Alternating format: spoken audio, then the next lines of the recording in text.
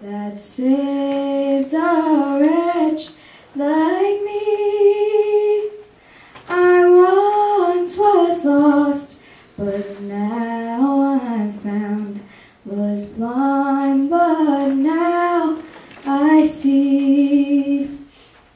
Through many dangers, toils, and snares, I have already come.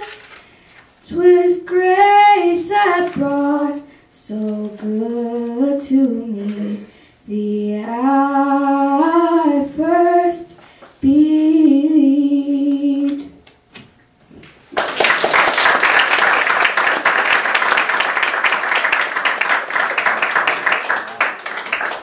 Great job, Emily. All right, to continue with the program, I would like to welcome Mrs. Jussara Korngold. She is the founder and president of the Spiritist Alliance for Books, a nonprofit organization which has the aim to promote and disseminate Spiritism in English, as codified by Allan Kardec. Mrs. Korngold is also one of the founders and directors of the Spiritist Group of New York, located in Manhattan. She is a third-generation Spiritist from Brazil. She is also a published author and has been translating Spiritist materials and books since 1993.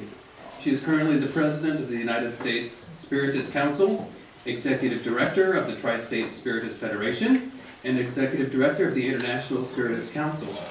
Mrs. Korngold has been working as a volunteer in the Office of Brazil Child Health in New York since its opening in 2000 as its main executive. Please welcome Ms. Jussara Korngold.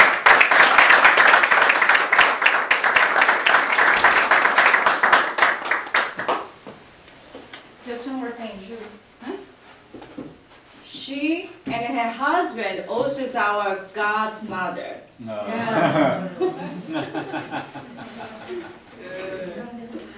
Okay, hello everyone. Hello. So now is when we are going to be talking about the part on suicide, where we are going to be trying to explain to you and to show why some people may actually think about committing suicide. But first of all, it's very important for us to make an announcement today, because I do not know whether you are aware or not, but today is the International Survivors of Suicide Loss Day.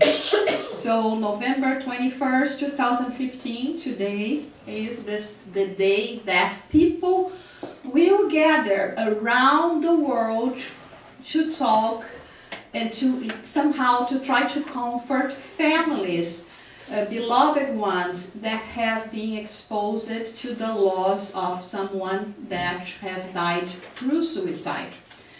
This actually was an initiative of an American senator. In 1999, he went to the U.S. Senate, and he wanted to pass this new resolution because he himself had lived what it means to lose someone through suicide. His father committed suicide in the year 72. So it was established that the Saturday before Thanksgiving is the International Day of Survivors of Suicide Loss. They have been finding a lot of let's see, just a second, sorry. A lot of reasons why they wanted to do that and to transform this date internationally, because we have been seeing that unfortunately suicide is happening all over the world. And the families, by gathering together in a special day like today, they can find it more compassion, they can find more understanding, because I imagine that there cannot be nothing worse for those that have lost someone close because of suicide than the guilty that one may feel. Can you imagine being a parent and then you lose a child through suicide? And what is the questions that the parents are going to ask themselves? What did I do? What did I do wrong? Why was I not paying that more attention to that? What could I have done to prevent this kind of situation? Or if it's a spouse that has been going through a process that somehow, because we are so busy in life, not paying too much attention to the other, sometimes we live under the same roof, but we do not look at each other. We are not aware of what is happening with the other. And sometimes because life is so hard and we try not to aggravate the lives of our partners, we try to hide things for ourselves, which is also not so good for us to do. So I will start by reading, addressing this situation of those left behind, a poem that we had received through the process of psychography that explains some of the feelings related to the loss. So the poem is entitled My Son. So it goes like this. Once you departed, my tears have never ceased. My heart felt apart. My still eyes lost in the horizon. It was your choice to leave us behind, to depart without a kiss, not giving us a chance to make you change your mind, thus leaving us in a desert without bliss. Oh, my dear one, my life will never be the same. Where did I fail? Why was I not able to support you and to give you strength to withstand the struggles of life? Oh, flesh of my flesh, rebellious spirit, I wish you could have come to me more often, to open up your heart and to find shelter in my love. Now, my son, my thoughts are only for you. My life is your life. My prayer a single cry of help, so that the merciful Creator may give us the chance to trail the same path again. I will look after you forever. I will assist you like never before. But this time I will not lose you to the dark shadows of despair. God is love. God is forgiving. May love accompanies you now and forever. So by the description of this spirit that tries to relay the situation of losing someone, in this case a child, we can see the desperation, which is what many of the people that go through that will experience. Maybe, perhaps all of us here know someone that have committed suicide or know someone that is close to someone, and so we can sympathize with their pain. We can understand what is happening. But when we talk about those left behind, and normally when we mention that, especially because we live in a material world, we are just thinking about us, people here, incarnates. We don't think about the discarnates. Don't you think that for them is the same thing? Could we say that they are also those left behind? We heard a little story that, the report actually that we have in Heaven and Hell, that Júlia Carvalho presented to us. And we have another one also in the book Heaven and Hell that talks about a mother and a son, where the son is ill, he's in his early 20s, and he's at the verge of dying. The mother goes through a moment of despair, and she goes to him and she says, even before you go, I will go and I will wait for you. And then by saying that, she leaves and she kills herself even before her son is dead. So now what happens? Now we have the spirit of the mother and the spirit of the son being evoked by the Parisian Spiritist Society, where Kardec was the founder, and talking to them, talking to the mother. The mother is in complete despair because nothing that she was expecting is now happening. She is completely lost. She is in even more despair than before. And most important of all, she cannot find her son, the reason for her life and the reason for her death. Now, they talk to the son and ask the son, how is your situation? How is your experience in the afterlife? And he says the following: my experience could be wonderful if not for the fact of my suffering and my sadness because of what my mother has done. So we see that we could count among those left behind the spirits as well.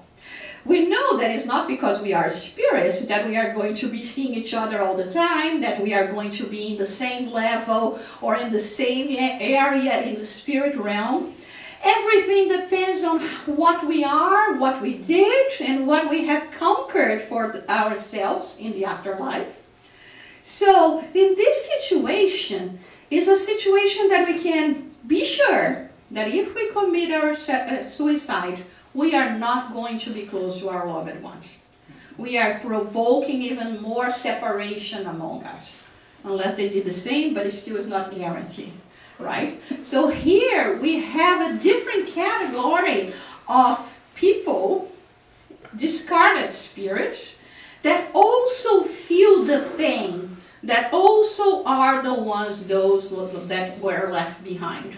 No, not only us here, but those that have departed.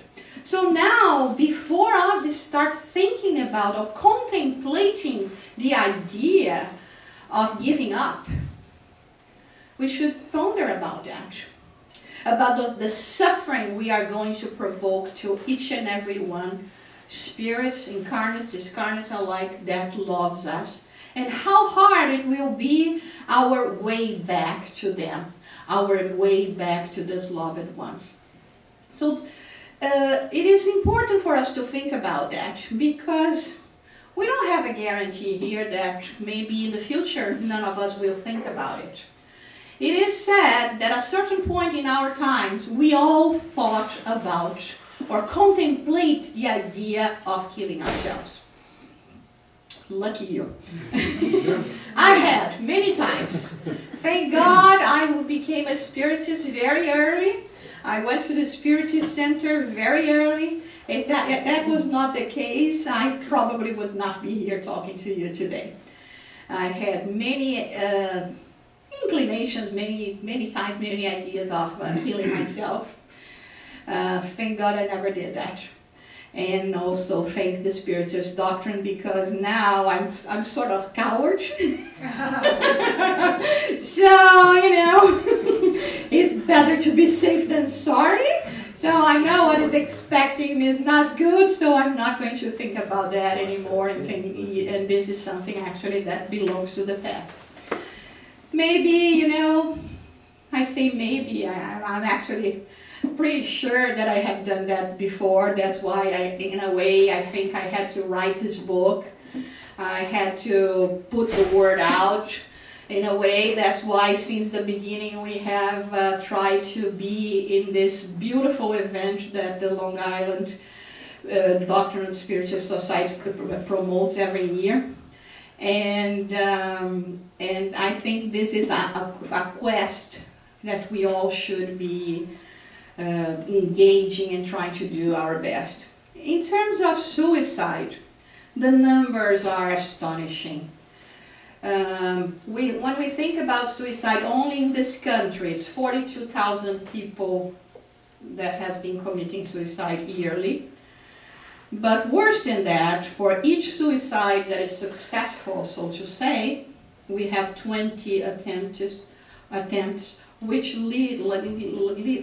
take this number to more than 800,000 a year, only in this country.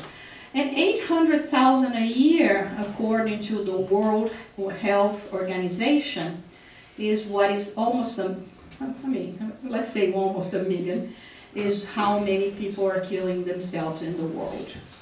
Which means 2,200 per day, one each 40 seconds, and one attempt every 2 seconds. So while we are talking here, can you imagine how many people have already tried to do that, to commit suicide? which is something very, very sad. And that's why we see so many people trying to go behind that and to try to understand. And what is worse is that the number among young people has been increasing tremendously. So now people are really, really scared. What is happening? More or less, you know, especially with the age of 20, 21, when you think, I mean, you should be on the top of the world. Now you can do, legally you can drink, legally you can smoke, legally you're, you know, perhaps all that pressure, perhaps the lack of jobs, perhaps the pressure in terms of sexual orientation, perhaps the bullying, perhaps so many things. But there is one thing, a ghost behind all that is called depression. It is said, and according to the World Health Organization, that among 10 suicides, 9 are preventable because they are the result of mental illnesses. So 10 people that kill themselves, 9 of them could not have killed themselves if they were properly treated. We still have a lot of prejudice, even in the Spiritist arena, when we think that perhaps it's just something that you can do by, you know, meditating, or by reading more Spiritist books, or attending lectures, or trying to, you know, pray more. Sometimes it's just chemical. Well, Judah explained a little bit here. But the neurotransmitters in our brain, sometimes they don't work properly for a certain reason. Of course, all these people that are engaged in working in this arena now, they know very well, and they try to emphasize to us, to differentiate what is depression, clinic depression, and what is states of depression. We all have states of depression. Maybe more than once a week. Right? You know, life happens. That's the cost of being alive. You know, things do not necessarily work the way you want. I love to quote Rolling Stones, Mick Jagger in that. You can't always get what you want. Right? Sometimes, you know, it's so unbearable. You do not know what to do with certain situations and that are presented to yourselves, serious things. And so we go into a state of depression. That, yes, prayer, meditating, thinking, okay, I'm so depressed because I lost my job. Okay, you have all the reason to be sad and feeling, you know, dismotivated. But then again, you have to look at yourself and say, but listen, I'm breathing today. I can see, I can walk, I can read and write, I have so many blessings around me. So this is where Spiritism is pivotal in coming to us and telling us, look how many blessings you have. Because then it will help us to overcome those states of depression. But what we are talking about here is actually depression, clinical depression. When we have somehow, maybe because of negative thoughts, maybe because of, you know, spirits that as a spiritist we know may be lingering around. Myself as a spirit, I know how much wrong I have done. And my spirit feels sad and feels so much compromised with the past that somehow I refuse to adapt to a new situation where I can have it better this time. But what is very important is for us not to ignore that, not to ignore the facts, not to have any kind of prejudice against going to doctors and get treated. Sometimes people say, oh, you're going to be dependent. Like, you know, Judah said, yeah, I mean, we don't go for pills just without reason. But when you are clinically diagnosed as having depression, Okay, you have to work to help yourself to eliminate the cause. But what do you do in the meantime? Can we do that just, okay, it's something that I have here, I have to work that, I have to fix that, but can we do that overnight? No. No, yes, no, we can't, right? So why we can't, even because sometimes this state of depression is so much that we do not find the energy to do something else. So we have to get treated. We have to have the pill, the magic pill that once I went to the doctor, I was going through a very difficult phase in my life because of my health. And I said, you know, now I never thought I needed any of that. But if there is one time that I need it, it is now. And then I went to the psychiatrist, talked to the psychiatrist, and I said, you know what, I want one of those magic pills you have to make me good, feel good, to make me feel happy. And she said, I'm sorry to tell you, this does not exist. Magic pills to make you happy. What it does exist, we have pills that will make you feel normal. Sometimes we don't feel normal. And again, it's here is the World Health Organization telling us that suicide is preventable. Do you know where, in which level of, class, society, we have more suicides? Poor and medium class. Why? Because life is bad and then you are rich, you have so much money, yeah, everything is good with you. We know that being rich doesn't mean anything, right? But maybe because of that, because being poor prevents you to have the adequate treatments, to have access to adequate treatments. Going to a therapy or to a psychiatrist is not going to be priority, right? You have to fill up the fridge, you have to send the kids to school, you have to save for college, you have to fix the problem with the car. You never have the resources to pay for therapy or to go to a psychiatrist. And this is something that I remember my father used to say, go and wash some clothes there, not in the washing machine, when we had, what do you call that in English? I have no idea. Huh? Dashboard. The dashboard. Go to the dashboard and, and you know what? My father was right. Why? Because it is proven that when you exercise, you are going to increase the levels of dopamine, serotonin, and it will make momentarily better while those. So the exercise of going to the dashboard, it actually works. But today we know that this is not something that we will tell people. Go wash clothes in the dashboard, that you'll feel good right away. Perhaps for an hour and then. So today there has been a huge campaign in the world trying to prevent that.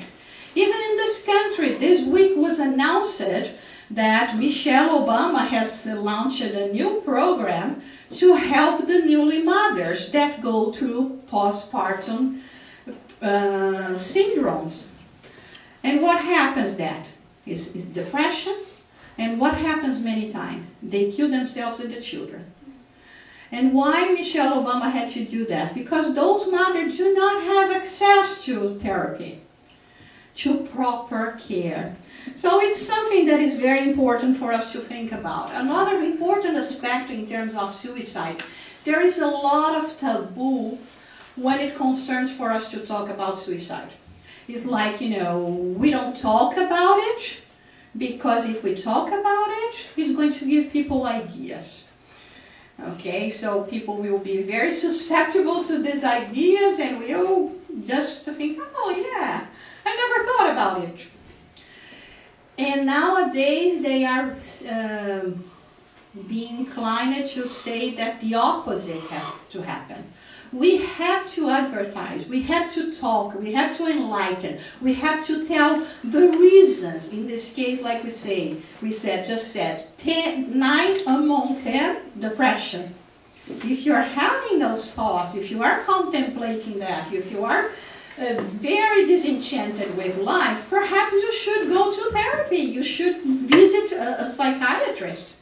Yes, Julie was talking about sacrifice. Stop eating for 2 days and pay for a psychiatrist, if that is the case. Or, we can do things to do that.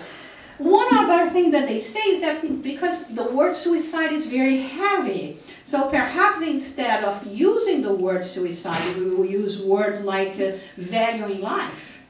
So there are campaigns that talk about valuing life.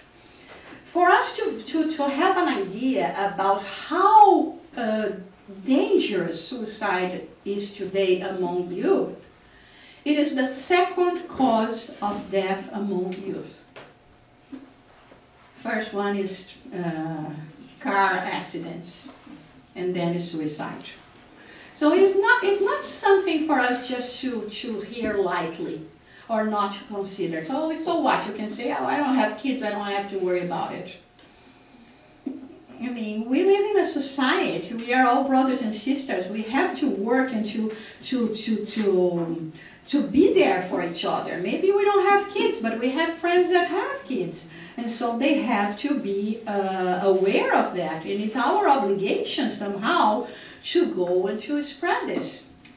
So when we talk then in terms of advertising, of removing this taboo, one of the things that they say as well, that the media should never advertise or present suicide as a glamorous thing.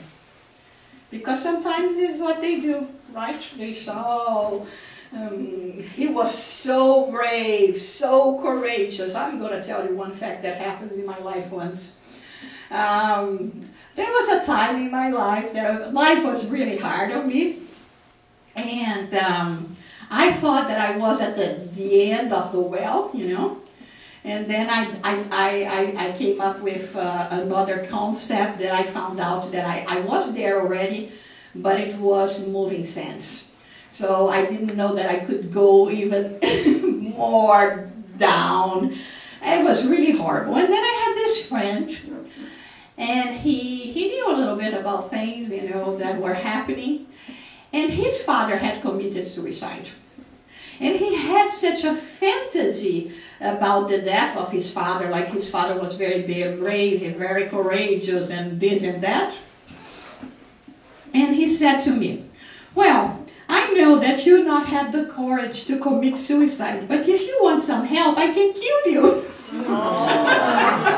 You see what a good friend I had? And the problem was that actually he thought that was a brilliant idea, and I had to hide from my house for about a month because I was afraid the guy was going to kill me just to do me a favor because I was not brave like his father was. So those are the ideas, that we say sometimes, because perhaps parents not wanting to, making it harder for the children to say no, fantasizing, romanticizing the thing, they don't present that as in its actual terms. Suicide is going to impact, one suicide, at least the lives of 6 others. 6 other people, when one commits suicide, will never live the same way again. So we cannot only think about ourselves. And so they say the media has to present, but never in the front page, never as a glamorous thing. Why they came to that conclusion and it became a taboo to talk about suicide? Well, there is one guy in Germany that decided to write a book that it's called The Sorrows of Young Werther. And this guy was a Goethe. And he wrote this book where this young man was in love with a woman that didn't love him back, and then he killed himself. And all the youth that read this book at that time thought it was so beautiful, so romantic, that the numbers of suicide increased tremendously using the same method that was described in the book. So they say, never describe the method. Never teach how, you can commit suicide. Unfortunately, nowadays, it's 2 fingers away that we can Google how to do that if we want to. But so this was one fact. Another one that impacted suicide in this country a lot was the death of Marilyn Monroe. When she died, everyone thinking that she committed suicide. Following her death, a lot of people committed suicide in the same way, drinking and taking an overdose of pills. So they had this idea that it's not good to talk about suicide. But what we are getting today is exactly the opposite. We have to talk about it. Recently in Brazil, a journalist called André Trigueiro has written a book that is very, very fantastic, that is called "To Live is the Best Option." And so he brings about many of this information that I'm giving to you because he's actually in a campaign of valuing life. All the proceeds of this book is donated to a line of suicide prevention. And he is a Spiritist, and so he comes and tells us that beyond the Spiritist knowledge, or besides the Spiritist knowledge that we have also to think about the facts that are presenting, and not to try to hide, not to try to ignore things. Another important author that has been talking a lot about suicide, actually due to depression, is Andrew Solomon. He wrote a book that is called The Noonday Demon, because he said that according to him it was how, and he presented that in a TED talk actually, it was when he felt that regardless of the brightness, the light that you could have outside, you still had to deal with your demons, and these demons being depression. That he says that is something, is an invisible illness. And he says something interesting here, let me read it to you, that actually the opposite of depression is not happiness, but vitality. So many times, this is because we still think, and sometimes, and that's why he says it's always very important for us to make the distinction between states of depression, that's when, yes, you're sad, versus the lack of vitality, lack of everything that you feel and prevents you to live a normal life.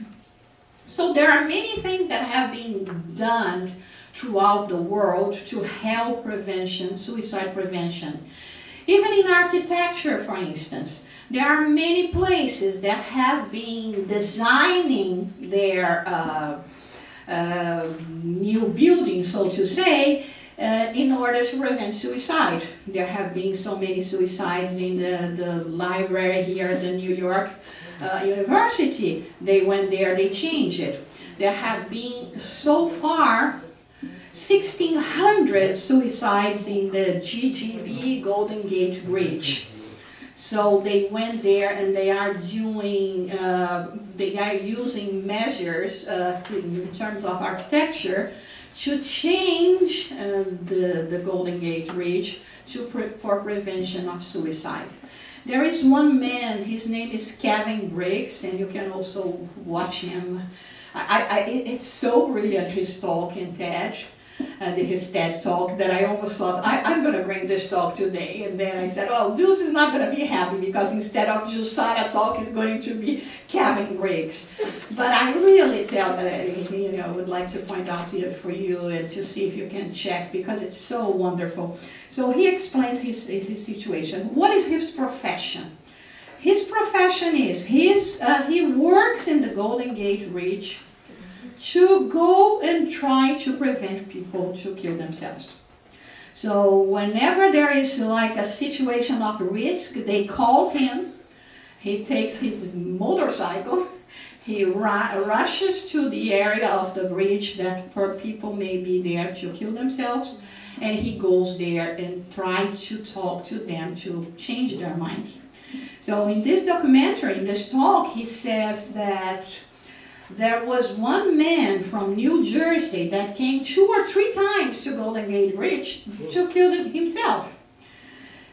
Because he says that somehow people have created a mystical idea about the bridge that is a threshold to something magic, mystical, or so. If you want to kill yourself, you go there because then, you know, it's the threshold for something good.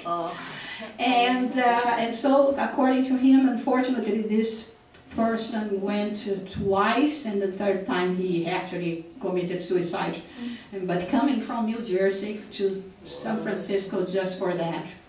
But what was incredible is that when he says, when you talk to someone that is there, that had already crossed that first area of security, where most of the times it's very hard to have a way back.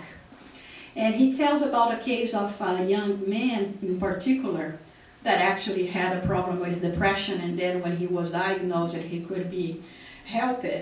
He said that he stayed there for an hour and a half talking to this young man, having a conversation with this young man. And finally, the young man decided not to kill himself. And when he brought him back to the safe side of the bridge, he asked him, what made you change your mind? And the 20-year-old man said, you listened. So with that, he was trying to tell us that even if we do not have the same profession as he does, even if we are not experts in talking to people, sometimes when we think about you have to go and talk to people, it's not go and talk to people, it's go and listen to people. We don't do that. If someone tells you, like, the girls here, I met a nice guy, or probably they will not use this vocabulary, it's going to be something else, but bear with me. The friend who is going to respond, oh, I met a nice guy too. And she will say, oh, my guy's blonde. Oh, my guy has black eyes. And I mean, there will not be any interest in knowing more. Like, oh, really? Tell me about him. Tell me about your situation. Tell me about your experience. No, we go and we tell our stories. So the conversations, sometimes I like to watch TV and I watch those sitcoms, and it's so funny when we put friends together talking. It seems that you are in a different planet. I mean, or all of them are in different planets because they are all talking to themselves. And it's completely self-centeredness. I mean, and so if we are in this campaign, if we have this understanding when we are talking about Spiritism, of, understanding that we are all brothers and sisters, that we have to help each other, that we have to be there for each other, we have to learn to listen. It's not easy. Nobody's saying it is. But we have to learn to listen. We have to learn to listen without prejudice, without trying to give formulas, because, your formula is not going to work for somebody else. I mean, we have different lives. We were brought up in different ways. We have a different culture sometimes. How can my formula be the best formula for you? But this is another thing that we do. First, we just talk about ourselves. And when we are going to talk about somebody else's lives, it's a display of a person that is opinionated. Because I will have to give you my opinion, and God forbid you don't follow my opinion. It's because you don't like me, it's because you don't value me a lot, because I am, after all, the center of the world. So we try to impose our opinions, our formulas, do that, and it's going to work. Without understanding that people have, you know, we have different wiring. We don't function like each other. I'm a very organized person, to the point of my son and my husband calling me OCD, which I consider to be a compliment, actually. Call me OCD and I like it. Okay, because I like, you know, my papers here, this one here is actually giving me the credit. Anyway, so my son is completely the opposite as me. I tried. And I tried, and I tried, and I gave him formulas. I bought him binders. I mean, if you give this piece of paper to my son, 3 seconds later it's going to be like this. Oh my gosh. And, I mean, it's him. And I struggled a lot, you know, trying to understand that he's no less because I'm organized and he's not perhaps so careful with a piece of paper, that this is not the end of the world, and that my formulas to be organized not necessarily works for him. And so it came to a point that I said, you know what, you have to find your way to be organized, but you know, you have to, if an OCD mother, you have to. Anyway, so you know, so we have to learn and to think about that. People are different. I cannot give a formula. So when we are doing the fraternal assistance, for instance, in the Spiritist Center, we have to be very careful about how we talk to people. Because most of the time, we are not there to talk, we are there to listen. We are not there to judge, and believe me, you will hear things that will give you the goosebumps sometimes, you know. But you have to be with that face that you are hearing the most normal thing that someone can tell you. Sometimes you will hear very, very difficult things. I mean, it will come to you as a surprise. But it's not our position to be judging. It's not our position to be telling them what to do. It's to be there for them. Sometimes it's just being there for somebody else. And this person knowing that we can do that. So it's a very, very serious situation that we face. Statistics have shown that the number of depression has only growing in the world. That is a calamity that we are facing in the world, and that is growing. And it has to be addressed. I understand and I do believe that many of that can be actually diagnosed as a state of depression, as the lack of understanding of life, because when you live life just with a material point of view, it can be horrible. I mean, when difficulties come to your life, and sometimes they can be very, very unbearable.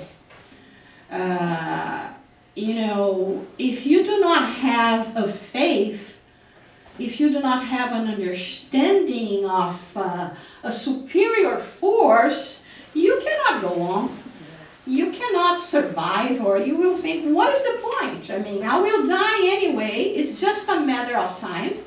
So I will choose now, because this now is horrible, it's unbearable.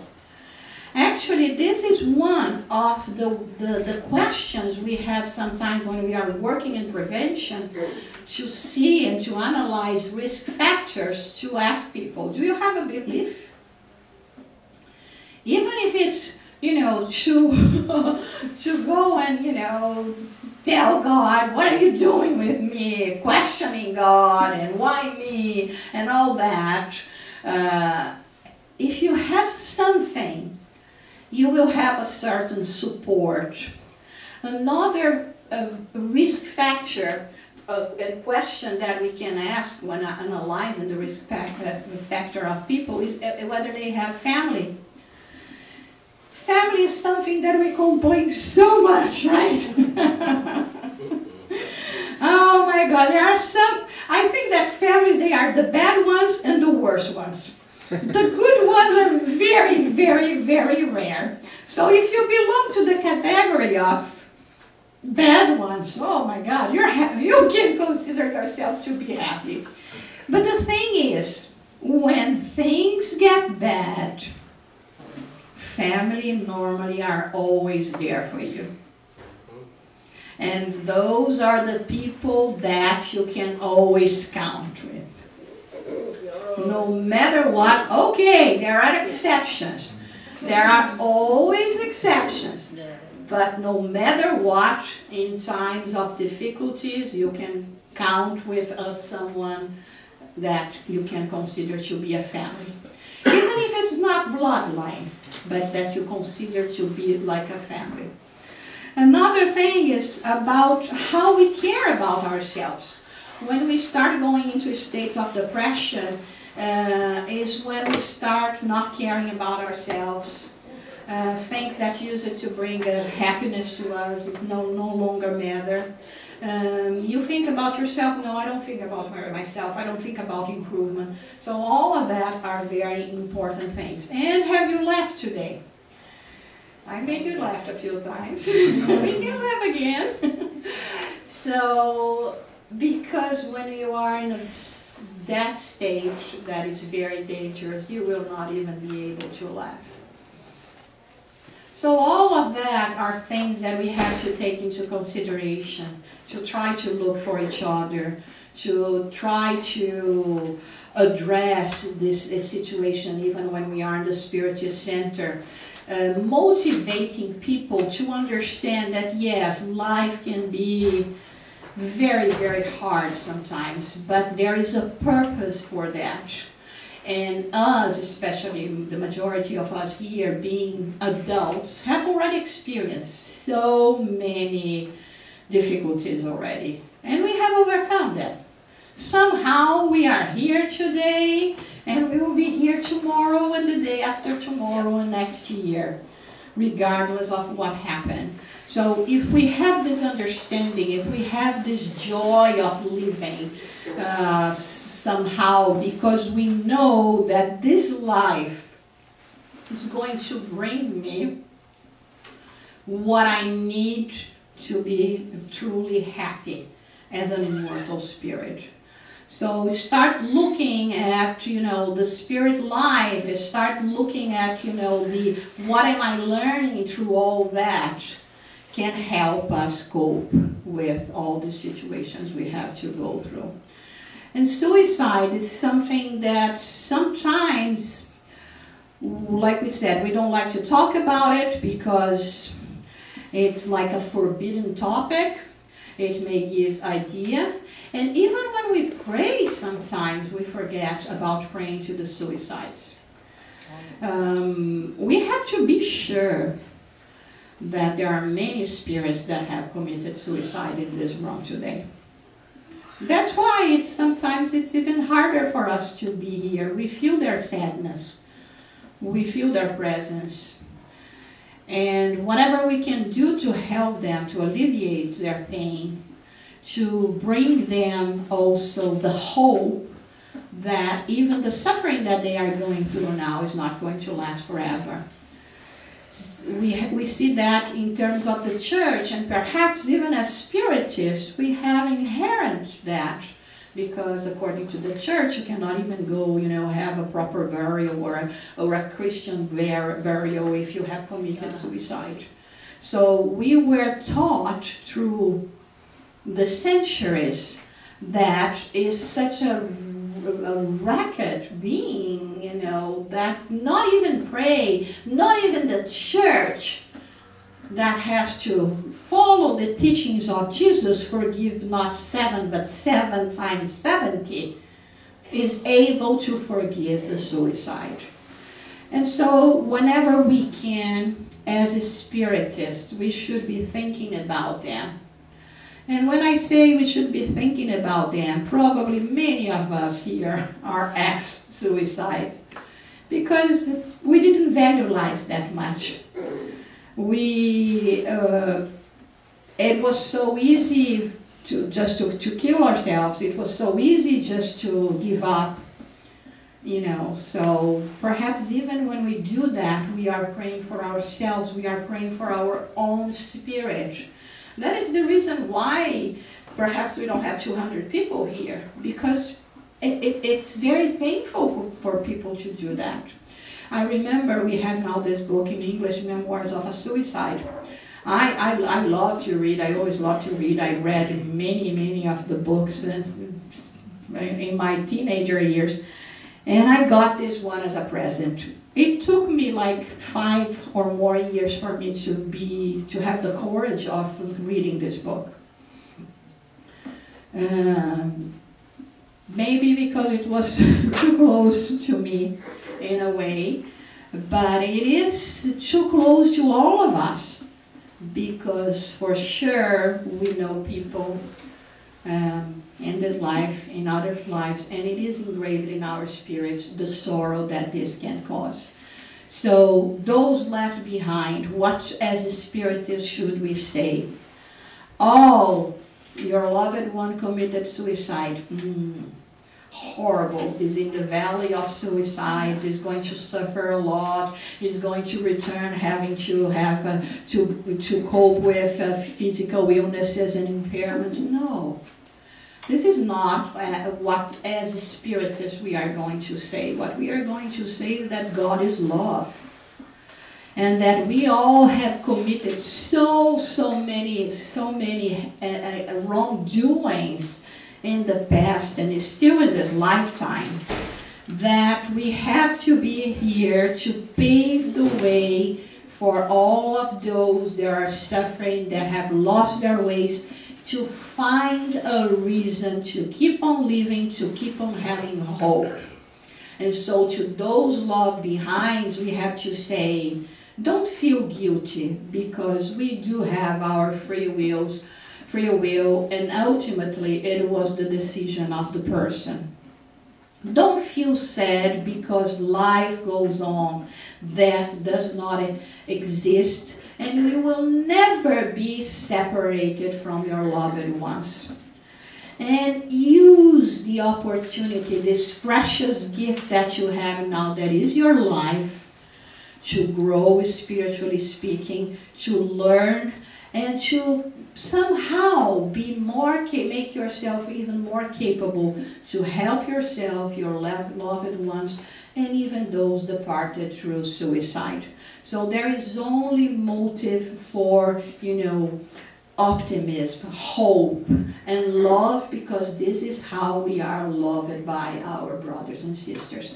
And so to end our presentation today, we are going to be doing a prayer that we have in the Gospel according to Spiritism, that is dedicated to the suicide. So I ask you to follow me in this prayer, thinking about all the spirits of suicide, that especially today, in the International Day of Survival of Suicide Loss Day, that is happening then throughout the world, that where people are thinking about them, are thinking about those loved ones, that all of them may find comfort, may feel within themselves the love of our Celestial Father, may feel the forgiveness that they have to give first to themselves, because it is so hard for us to forgive ourselves.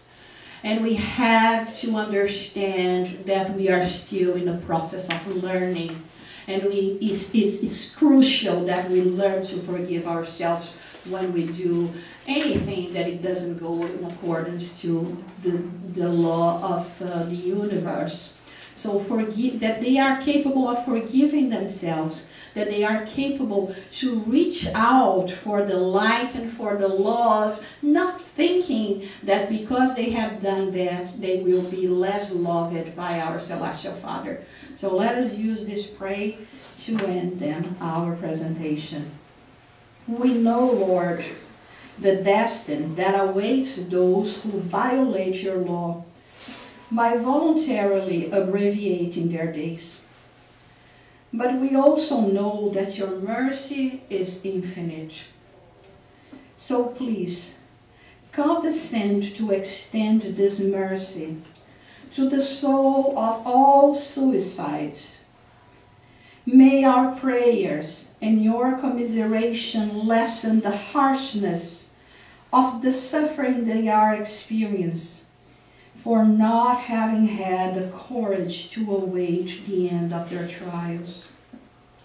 Good spirits, whose mission is to help those who are wretched, take these spirits under your protection. Inspire them to regret the error committed. May your assistance give them strength to support with greater resignation the new trials through which they will have to pass in order to make amends. Turn aside from them the evil spirits who are capable of once again impelling them towards the same act and so prolonging their suffering by making them lose the fruits of future atonements. We also direct ourselves to you, whose unhappiness is the motive for our prayers, to offer a wish that our commiseration may diminish the bitterness and help to create within you the hope for a better future. This future lies in your hands. Believe in the goodness of God. Believe in the goodness of God, whose bosoms open to accept all repentance and only remains closed to hardened hearts. So let us all believe in the goodness of God. Believe that all His love, that all the opportunities we have in our lives were planned, if by us, are necessary for what we have to achieve, so that we can grow and so that we can walk in the direction of this Master. And we pray that all the spirits that are here now may find somehow peace in their hearts, may find a way to have the courage to come back, or that they have brought to themselves, but with a vision to the future, with a vision to love, with a vision to the mercy of our Celestial Father. And we thank you all for your attention, for this opportunity. And we are very, very grateful for all the work that is done to put this together, to put this event together, so that somehow we can give our participation in reduce the pain that exists in our world. Thank you so much for your attention.